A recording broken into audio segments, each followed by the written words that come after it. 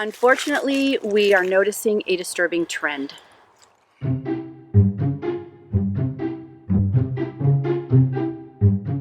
We've been here at the Lamplighter RV Park in Star Valley now for actually just a month. Today's the end of that 30 days, and as we were hanging out for our grandson to be born, and the time has come now where we're ready to pack it up and start heading out. And our plan is to go back up to the Mogollon Rim and find a really cool boondocking spot somewhere up in that area. You guys ready to go live in a new house? Have a new backyard? Are you all ready for that? This is our spot here. We got a really cool spot right under this huge tree. Huge, huge, huge. Here we are. You ready to go? You go up? Let's go. Come on, let's go. Let's go up. Up. Yep. She's the one who doesn't listen very well.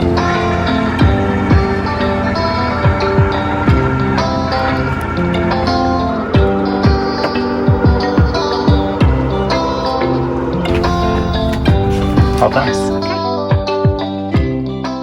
If you're looking for a great resource to find awesome camping spots or even trip planning, then take a look at the free trial being offered by The Dirt.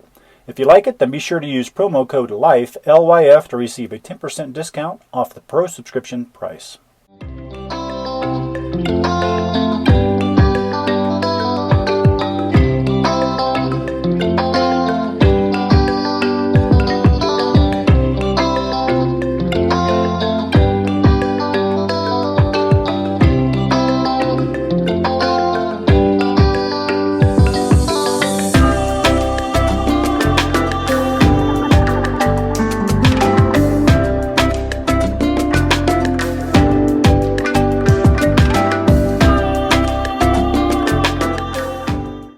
We ended up finding a spot where we've actually camped before. Here is our own little slice of heaven in the forest. Very nice. This is our front porch. This is what we get to look out at. Here is a wonderful fire pit all ready to go. Be just a minute, okay? You guys are gonna have so much fun. Yay!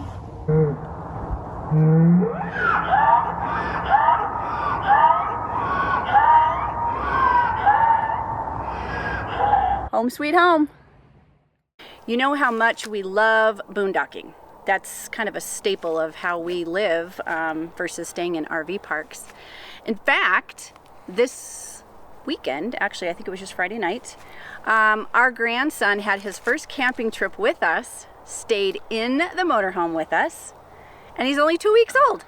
He's going on 3 weeks, but still young, very young. And it worked out well.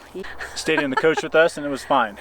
Yeah. Maybe not so comfortable for them, but it was fine for us. It worked out great, and that's so exciting to actually be part of his first camping trip. So of course we took lots of pictures, and here's one right here.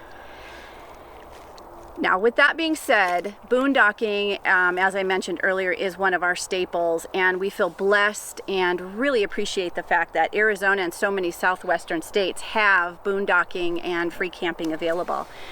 On either BLM lands or U.S. Forest Service lands, and we actually go out of our way most times to find that kind of camping or RVing, because generally it's just more quiet, you have more open space, and it's more relaxing, at least for us. It is. It's, you get this wide open feeling versus when you're in an RV park. Yeah. It's not for everybody. You have to be set up for it, which if you've watched any of our videos, if you haven't, check out some of those that show how we've outfitted our rig for living off grid. Yeah. If you haven't had an opportunity to boondock and you're considering it, do it by all means. You know, even if it's just for one night, if you're not set up, just to get that wide open, free feeling that you get when you're boondocking. Plus, you can work and live in some of the most beautiful places. Flies decide they want to fly in front of my face. We're sitting right above a canyon that's behind us, and this is just feet from the front of our rig. This is what we get to wake up to every day. So we are so blessed. So happy to be able to boondock, and so pleased and appreciative of Arizona and other southwestern states, as I said, having this available. Yeah, we would hate to lose it. Yeah, it's definitely not something that's available across the U.S. That's Only right. a few states have public lands that allow you to camp on it. And we would hate to lose this opportunity for ourselves, for you, and with this huge influx right now of RVers. that are, some of them are newbies, some of them are doing it just for the weekend. It may even be more full-time RVers on the road. Unfortunately, we are noticing a disturbing trend.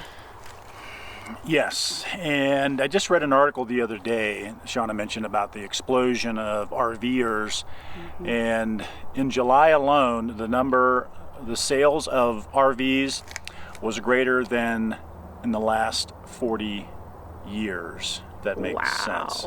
In July alone, there were more sales than they've had in the last 40 years. That's incredible. That means tens or hundreds of thousands of units out on the road. And boy, I tell you, there's a fly that is not going to leave me alone. He's a fan. He can't help it. We did shower, so it's not that. Glad you pointed that out. Yeah, so some disturbing trends. And if anybody has been following the national news, the National Forest Service, U.S. Forest Service, they have begun to close public lands to people simply because of the abuse. And because of COVID and the reduction of, or even cuts in park rangers and others that go out and help kind of monitor these lands, there are fewer people to do that, which means the abuses start to increase. Yeah. A great example of that, in this area of the U.S. Or of the national forest that we're in, is pretty much controlled and governed by the U.S. Forest Service. They have volunteer U.S. Forest Service volunteers that come in and act as camp hosts and kind of help police the areas, clean up after people leave, those kinds of things. And I spoke to one the other day, and he's noticing, again, that disturbing trend. And some of those trends are, and we have actually witnessed it, some of those trends are. We'll show you a little bit here as well. Yeah. So some of the trends are people dumping their waste in the forest. We've witnessed that. There's an easy way to deal with that. If you're not familiar with what's called a cat hole is simply a hole you dig 6 or 8 inches, do your business in it, and cover it up. For some reason, people aren't doing that. They're just defecating on the ground, leaving their toilet paper behind, and those kinds of things. Garbage. Well, one of the other things, going back to that too, some people use those, what are those called? Those little porta potties. Porta johns, or the little it's like a Home Depot bucket, like a 5-gallon bucket. They put a liner in it. Right. They're either dumping that out on the ground and leaving it, the entire bucket, or they're leaving the bucket, or if there's a bag that gets inserted, they're just leaving the bag. And we've seen that around here as well. Yep. So don't be one of those people. Pack it in, pack it out, and that means everything. Like I said a minute ago, it's perfectly fine to dig a cat hole, do your business in that, and cover it up. That is a traditional way of using the outdoors as your latrine, and it's an acceptable way to take care of that. Something else we've been noticing again is the amount of garbage that's being left. We have started carrying a 30-gallon black garbage bag in our Jeep, so whenever we go out and tool around and check things out, we will pick up people's garbage. See that quite a lot. Beer cans, see a lot of beer cans, a lot of pop cans, baby diapers. I witnessed that the other day when I went to the lake to go fishing. I don't know what it is about baby diapers. People just decided to chuck their bag full of baby diapers out in the parking lot for someone else to take care of. Right, so, right. Don't want this to sound like we're whining. No, but what's happened because of those things that Brian has just mentioned, they shut down the Prescott area national forest, and I don't know if that's Kaibab or I think it's Coconino. Coconino. Anyway, it's in northern Arizona. Yeah, but they shut it down. One, because they didn't have enough rangers to police it, and two, it just got completely out of control. And that's a big area that's now no longer available for people to boondock. Right. So what happens? That sends people into other areas, and it gets even more crowded. Overcrowded. So, if you're one of those people who have decided you want to take on the full-time RV lifestyle, and you think that coming out into these national forests is going to be a pleasure, it can be. Oh, yeah. But it can also be a pain. Yeah, you may find some of this bad behavior going on. And again, we're not whining.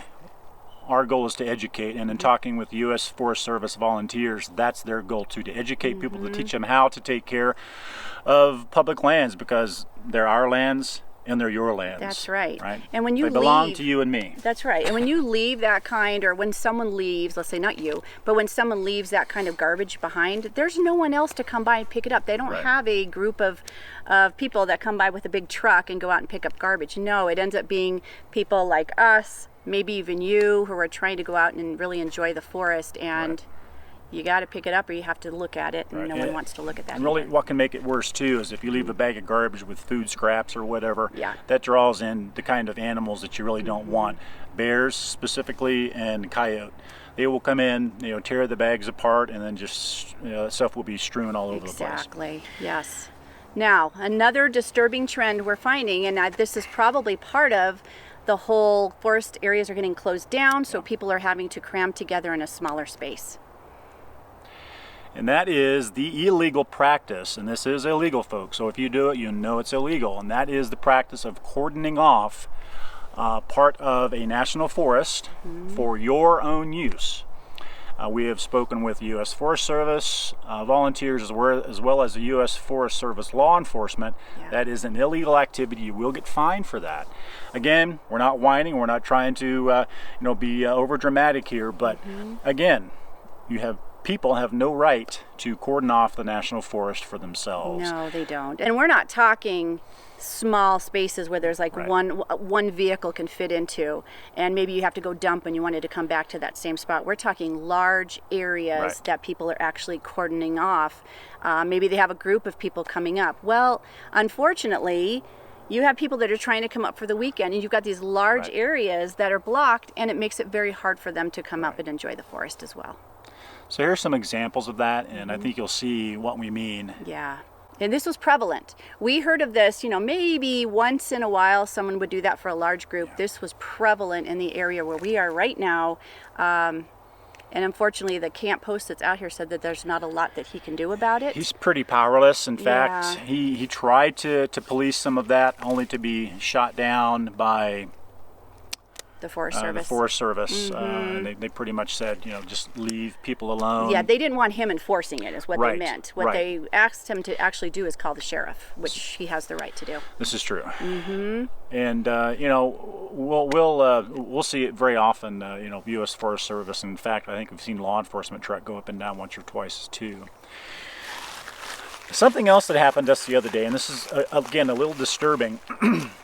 We were driving down this forest road, and we were going pretty slow. Yeah. But 25, maybe 20, maybe 25, probably closer to 15. And our campsite is probably 40 yards off of the main road. And for the most part, people slow down when they go by your campsite because it's a dusty road. There are a few people that just blow by and they could care less about you. But most people slow down, which is the nice and proper thing to do. It's camping etiquette. Whenever you're in a crowded area that's dusty, you slow down for people's campsites. So we took a drive back on this road, and we were coming back to our camp. And there was a campsite off to the left. And we saw these kids on ATVs, young kids, certainly under 10. They decided to shoot out onto the forest road on their ATVs. I had to slam on my brakes. I lay on the horn right in front of us. The kid didn't pay any attention to us. I look over, the parents start walking over, and they're like, "What? What's the problem?" And I rolled down the window. I said, "You might want to watch your kids and be careful where they're going." Yeah, this road is notorious for people, as Brian said, flying down at 50 miles per hour. So they screamed something at us. I just rolled the window up and kept going. So it was apparently our fault that they allowed their children to dart out into the road on their little ATVs. Again, another problem. It's just camping etiquette, right? Right. And I think the moral to the story is these areas now are crowded. Yeah. You're going to have to also be very vigilant in what's going on around you. Very true. So again, we don't want to sound like we're whining. We feel that we have a responsibility to educate people because this is our life, and we want to not only make it accessible for us, but make it accessible for you too. Yeah. Not only for now, but for the future as well. So, and your children and your children's children. Right. And we're concerned that if this type of behavior continues, they'll just shut down BLM lands because they're already starting to do that. So let's all do our part, be respectful, follow the rules, and have common courtesy for your other fellow campers in the area. Yes. And they'll leave the BLM lands open, the national forests open for us all to enjoy. We're looking forward to enjoying at least another week here, boondocking in this area. And then we're very excited to start heading out on the road, something we haven't really done yet this entire year. Since December, we've been in the desert Southwest area, either in Arizona, Nevada, or northern Nevada. Yeah. Since December. Right. And boondocking is in our plans as well. So hopefully as we make our plans and get to these places, there aren't any problems and those areas will be open. Right. We're heading towards the east, so you know there are fewer options for boondocking and dry camping the further you go east. But we're going to look for those opportunities and share those with you, and you know, let you know what we find. If we find more of what we've been talking about, we'll certainly let you know. And we want you to let us know what you find when you're out. Are you finding this? Are you finding it? Are you experiencing it?